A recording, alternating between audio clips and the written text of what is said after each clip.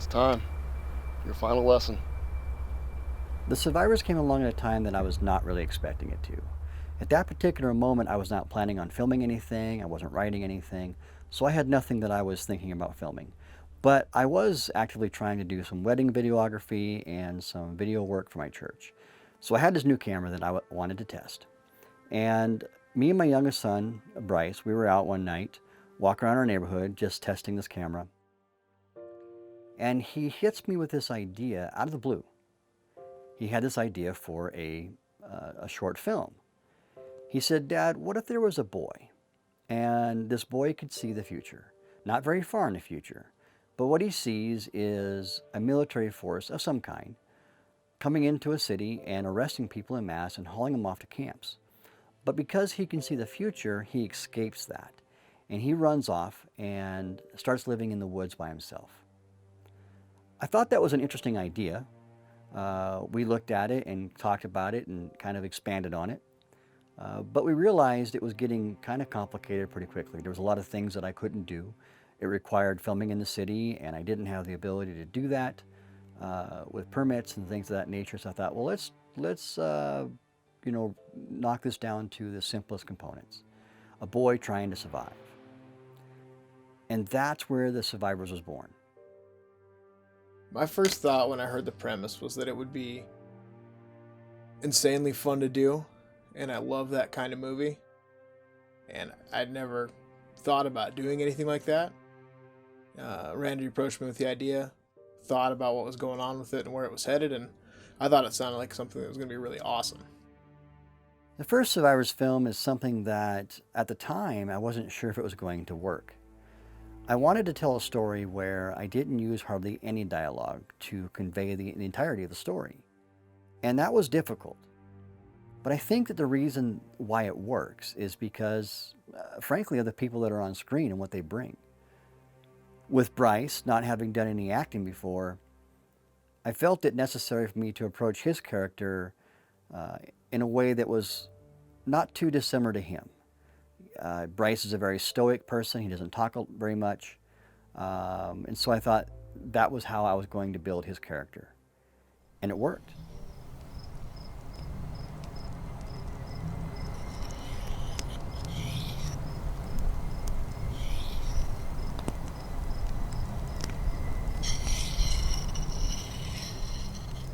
Amber is somebody that at the time was starting to make a name for herself as a local talent in Montana. And I hadn't known of her, but when I put out a post on Facebook, another filmmaker in Montana had tagged her. She responded. And I was kind of surprised because it was clear from the beginning that she was somebody who had an immense amount of talent. And this was not a paid gig, but she graciously came on board. And once she was there on set, it was quite clear that not only was she super talented, but she embodies a very warm, incredible personality that is somebody that you want to work with. And a large reason why I think this film works is due to her immense amount of talent that she brings to screen.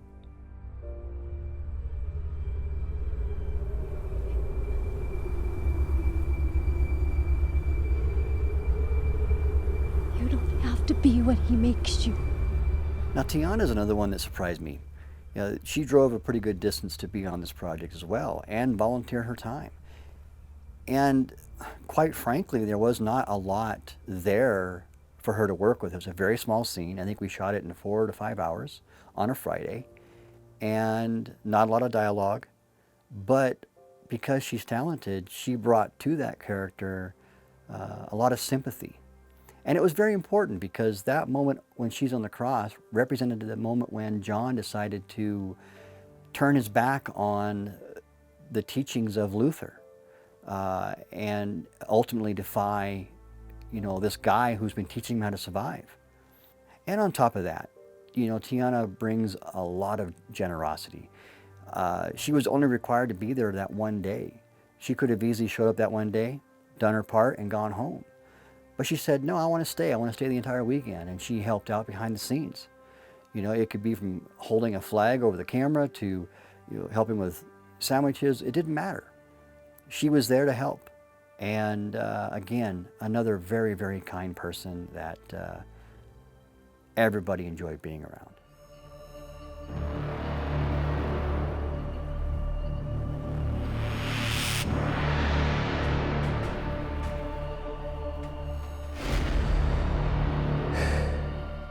Then you have Jax.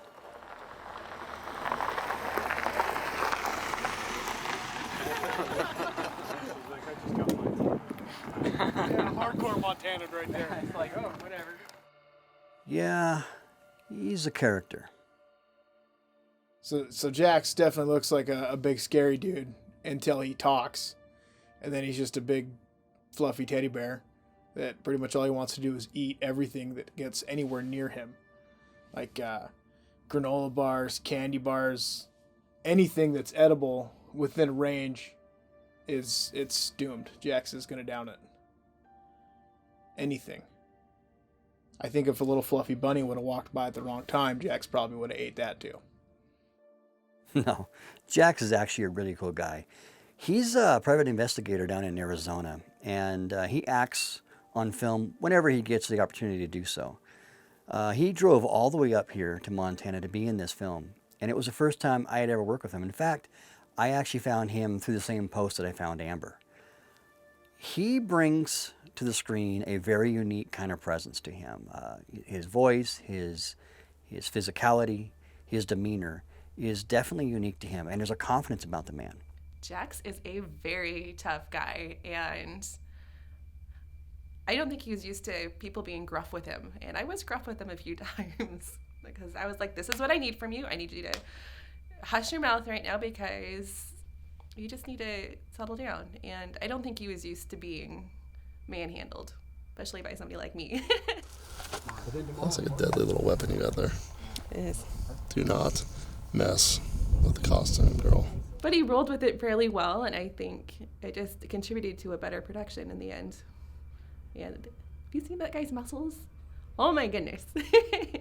He would scare me if he was like 20 feet away. When I originally conceived of the Black Rider and the Luther character, it was my intention to not reveal on screen Luther outside the Black Rider outfit until the campfire scene. But once I got Jax and Bryce together in that flashback sequence with Tiana at the cross, I saw something with their interaction between each other that it was too good to not film. And even though I wanted to have that reveal in the campfire scene, and I lost that by filming Jax and showing his face at the beginning, there was something happening between Bryce and him that was too good to not show.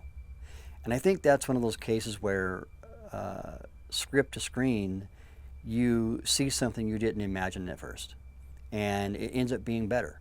And I think it's important to be flexible to go with that, because many times you'll be surprised and you'll get something that you would regret not doing. But outside of that, Jax is a guy who is just what I would call an amazing human being. As a private investigator, he sees things that most of us would never want to see, that we would not wish on anybody. He sees the darkness in humanity in real life. Yet he stays grounded. And even though we've only been together on a set this one time, we have remained friends in real life. I talk to him at least every other week. So here's a guy that, in the short experience we had on screen together, I think I've gained a lifelong friend. And that's big to me.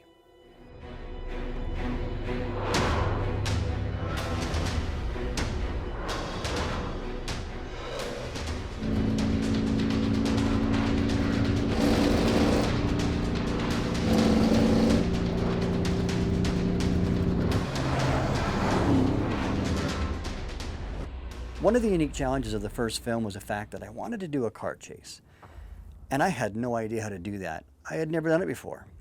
Now, this film cost about $1,500 collectively out of pocket, which means that we didn't have camera cars or rigging, anything of that nature.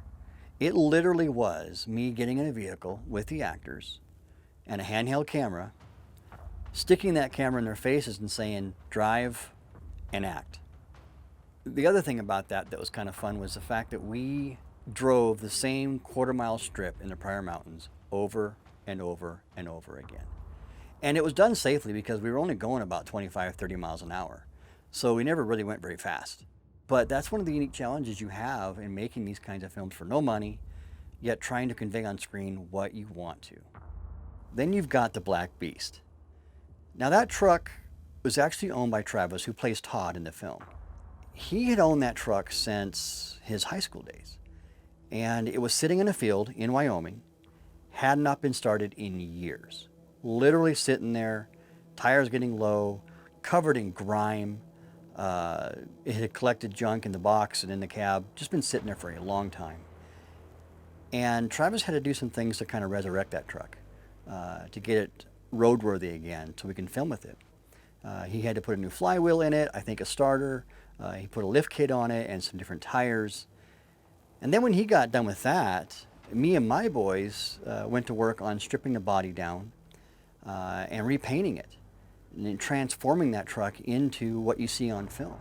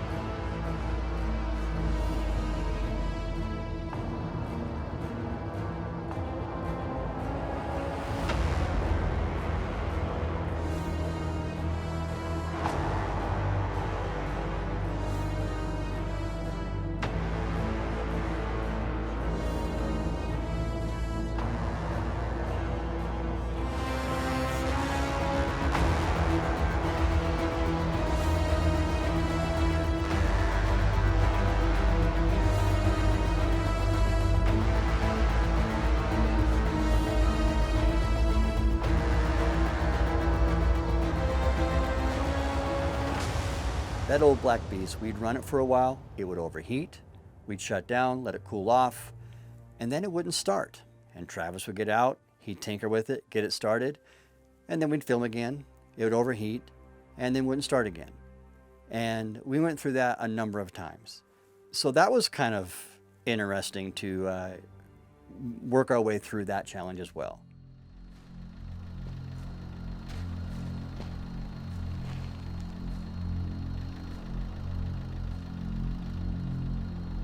Well now, looky here.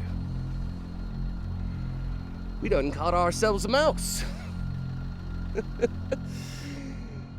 By the time we got to the second film, Rise of Cholestera, I wanted to do something different. It's not meant to be a continuation of the first film. The tone is very different, and that's on purpose. I wanted to do something that was fun, both behind the camera and in front of the camera. So it's definitely a departure from the themes of that deep-rooted exploration of humanity in the first film. This is meant to be more purely entertainment, and that was important to me, to just do something fun. I thought it was great. I mean, considering I was playing Calestra, who is seen as this damsel in distress at the beginning of the show, and having her turn out to be this complete monster that just wreaks havoc on these guys. It was exciting. I thought it was an awesome premise. Now, part of that fun was actually having Amy on board. Amy is, again, one of those people that's nothing like that character. In real life, she is one of the sweetest people you'll ever meet. I thought it would be interesting to see her play just a devious bad guy. Somebody's like, she'll do anything she can to get her way. And to see Amy do that, that was a lot of fun.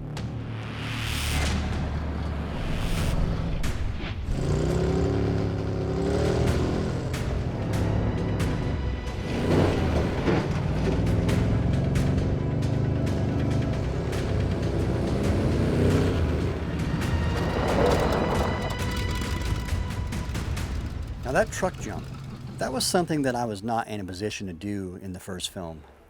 In between that film and the second film, I had met a couple of guys, Todd Payne and Matt Norby. Now, Todd, he's a guy that has been into off-roading, mud racing and things like that, so he's always been building trucks. And then Matt, now he controls a piece of property in Wyoming. It's actually specifically a racetrack. And after meeting these two guys and putting that together, that allowed me to really up the game on my car chase. We could do it safely without other people coming around, and it wasn't confined to a straight line on a road. It was more dynamic. We were able to go off-road. We were able to go in the bushes. We were able to do different turns and that. So that was a godsend, you know, having both Todd with his truck and that property to work on. That was fun. It was kind of scary because I've never done stunt work before, and thankfully we had an amazing stunt driver for my character. But watching those trucks jump was awesome. It was a lot of fun. I think the only reason Todd did this film was so he could jump that truck. In fact, when we got on set, he was just itching to do it. He's like, "Can we film that right away?" I'm like, "No. What if something goes wrong?" So what we actually did was we filmed the second half of the movie first. We filmed all the dialogue and basically the whole end of the movie, the second half. And then the second day, we filmed the car chase. And funny enough, even though the jump is one of the first shots in the film, it's actually one of the last shots we actually did. And it's a really good thing we did because, wouldn't you know it, when that truck landed, the radiator broke loose and the fan went right through the radiator. And from that point, it was destroyed. There was antifreeze everywhere. And so it's a really good thing that we filmed that last, because that truck would not have lasted through that chase. So what's with the lunatic in the black relic?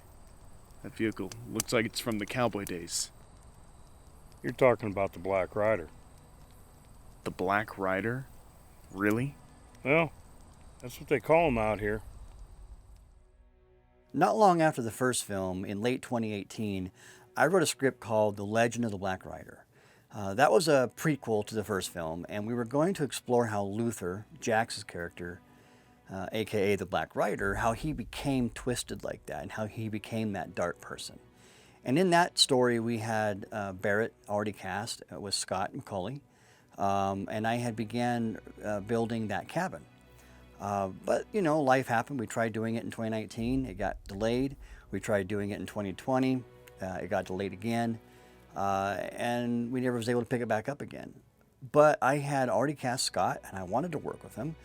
And I had already started building that cabin. And I didn't want that work to go to waste. So kind of out of that, A Rider's Legacy was born. Well, my first thought when I heard about the premise, I like that. I've always been comfortable with that series and enjoyed that type of a series. Of course, being my age, you know, back through Mad Max and all that, it was something I really look forward to getting into and digging into the meat of the project. After having done Cholestera, where we took a much more fun approach to the Survivor's World, I wanted to return to the deeper, darker roots of the first film, where we look at what happens after a society has split, where we have created these very extreme ideologies that just won't, they can't exist in the same place. And so you have this factionalized version of the world. On one side, you have Peter, who represents the Lawed Lands, as Barrett likes to call it. He is raised in this authoritarian world where he doesn't see life any other way than how he's lived. Anything besides how that world functions is a complete foreign idea to him. And then out here in the Outlands, you have Barrett, who fled that society many, many years ago, and he's taken his own extreme view of that world too, where he believes anybody that comes from the Lawed Lands is essentially almost like a virus, you know, something that should be stomped out. But he holds out just a little bit of hope that maybe he can bring Peter over to his side. And that's kind of the journey that these two characters go on together throughout this story. I think the most challenging part of this production, first of all, was the climate. It was filmed in the Wyoming desert. A couple days there, it was over 100. But once you get into the role, it's easy to forget about everything else. The other actors in the series or in this episode were great, and they made the job so much easier. Scott was somebody who really brought with him a lot of excitement for doing this project. When I cast him in The Legend of the Black Rider, after we canceled that, he still wanted to be a part of this world in some way. He stayed in contact with me and kept pushing me to do something. And so in a lot of ways, it's kind of Scott's fault that I went forward with A Writer's Legacy, and this eventually ended up happening. And once he was on set, just a person who, like everybody else, I keep saying this, that everybody was a joy, and he's no exception. He was a lot of fun and really treated everybody with a lot of respect, reverence, and a lot of care.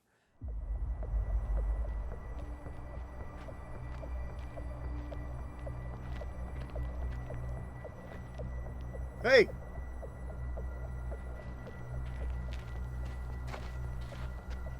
Hey, old man! Now, Cruz.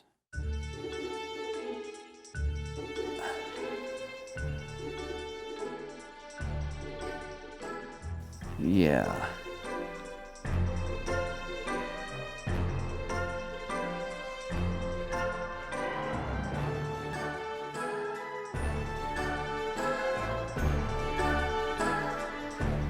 No, Cruz is actually a really fun guy, really young, lots of energy, not only for the project that we worked on, but also for life in general.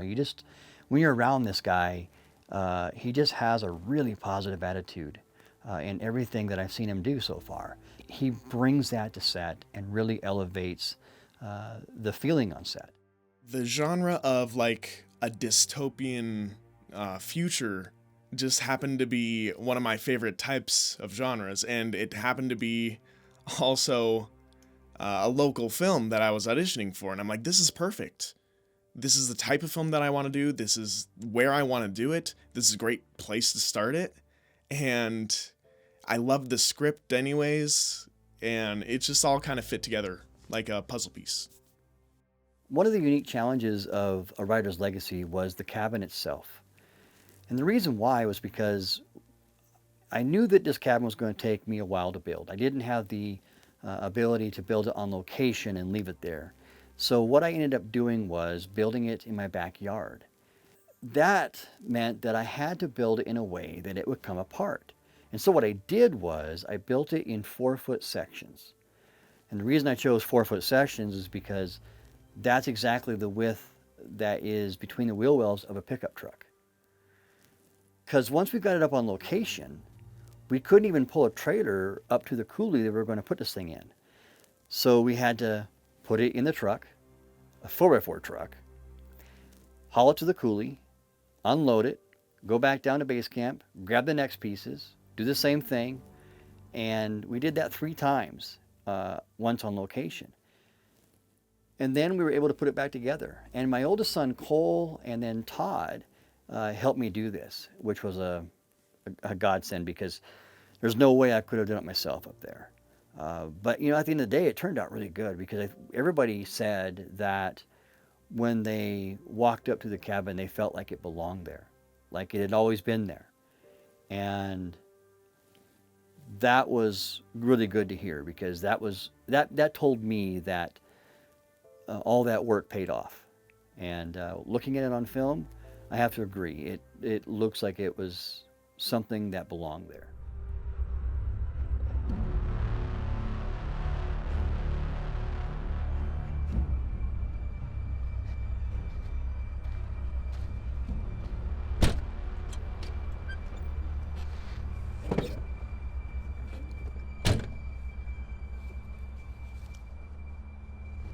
Now, originally, I only had, in the original script, I only had the Barrett and Peter story.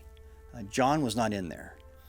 And after letting that script sit for a little bit and going back and looking at it, I realized that it was just kind of a dark story, and it was about two people that really weren't redeemable in a lot of ways.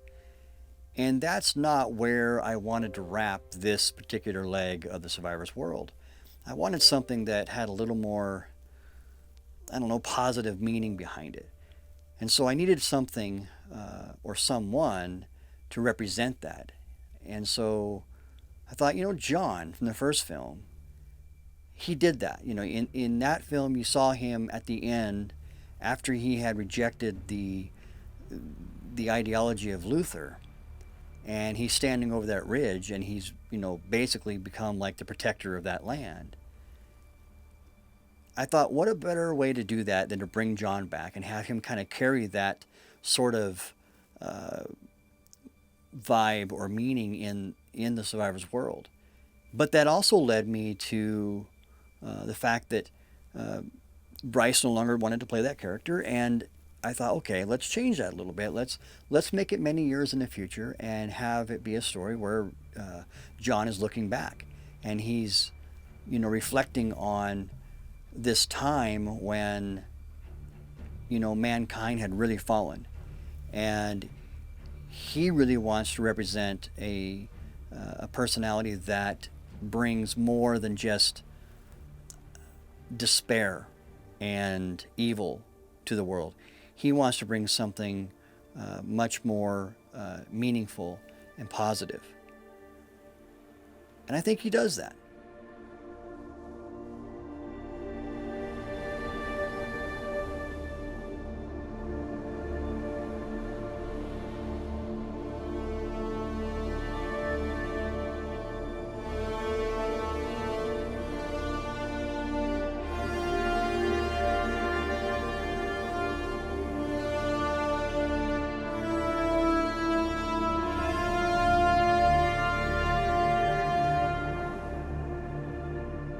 One of the elements that I wanted to revisit and even kind of expand on in this film was the idea of the symbol of the cross. The cross itself is something that the Romans used back in the day as an avenue of fear. It was something that you would see and associate with somebody who betrayed the government, somebody who betrayed that society, that rule of law. And if you did so, the cross is what was waiting for you. And they put those out in the street, and people saw those. And it kept people in line. It kept people from opposing the Roman government. And much like that, that's exactly how the Black Rider, both Barrett and Luther, that's how they use that cross. If you come out into the Outlands, if you cross my path, this is where you're going to end up. Don't mess with me. And so that symbology was very much so the same thing. But in real life, we know that the cross now means something different.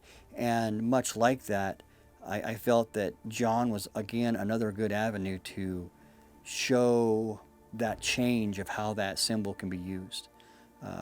Especially when you see the three crosses at the end. We all know what that means and how it's a symbol of something to look forward to, something to look to rather than be fearful of. And I think that has a lot of power.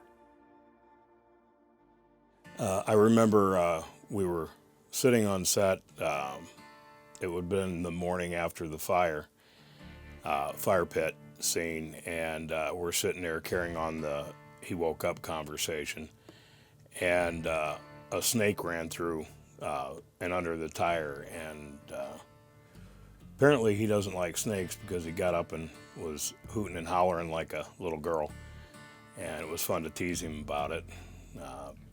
For every couple hours, every now and then I'd go, hey, look, and he would get a jump out of it, and it was fun to mess with him. He took his turns with me as well, so all's fair in love and movies. So, working with Scott on this film, I would say his beard. His beard is like the most amazing. He's all right, but his beard is probably the most amazing part of this film. His beard was always on time. Scott was 5 minutes late all the time, but his beard was... Dang, man. one of the fun things about working with Cole was the weekend that we shot his scenes, it was literally just me and Cole. There was no crew. I did his makeup. We worked on his costume. He even drove his own truck down. We did touch-ups on that and did some kind of manipulations to that to make it look like it belonged in the world. And then it was just me filming, directing him, and him doing his thing in front of the camera. And that was a really relaxing, laid-back kind of weekend because we actually had a lot of downtime in between shooting, and we got to spend a lot of time just hanging out at the camp and talking and just being two guys, hanging out. And that's a lot of fun to do too. And you can have those moments where it's not a go, go, go rush sort of thing, and you can just kind of breathe and just kind of take it all in. I didn't expect to get to know everybody as well as I did. I expected to kind of get in, say hi to people, do my thing, and then get out on to the next project, because I just don't know how these things go. But then I realized you spend so many hours on set and you spend so many hours off set getting to know everybody and just talking like normal people and getting to relate to everybody, talking about different experiences, talking about similar experiences, and getting to learn from each other. And it was just it's not what I expected. It's amazing, but it's not what I expected at all. My favorite memory, actually, I loved the whole weekend, honestly, but my favorite memory from set was post-production, when everybody got together and just had this we're done moment, that moment of like camaraderie, the pictures taken of all of us wrapping up, and just the finalization of it. It was kind of beautiful how everybody came together like that. I think my favorite memory probably from production, from the whole crazy time that happened with everything, was when we wrapped the last scene and me and Jax took a picture together with the final slate. I think that was probably my coolest memory from it, other than dropping a transfer case on myself and burning myself on exhaust and engine blocks several times. I think really the final slate was probably my favorite memory. I think what was most unexpected for me about doing these films was the fact that the people who got involved, they weren't paid. And yet, when they came on board, they treated it as though they were. And that's amazing. That's something that, quite frankly, I didn't deserve to have them do. And the fact that they did, I will be forever thankful and forever humbled by.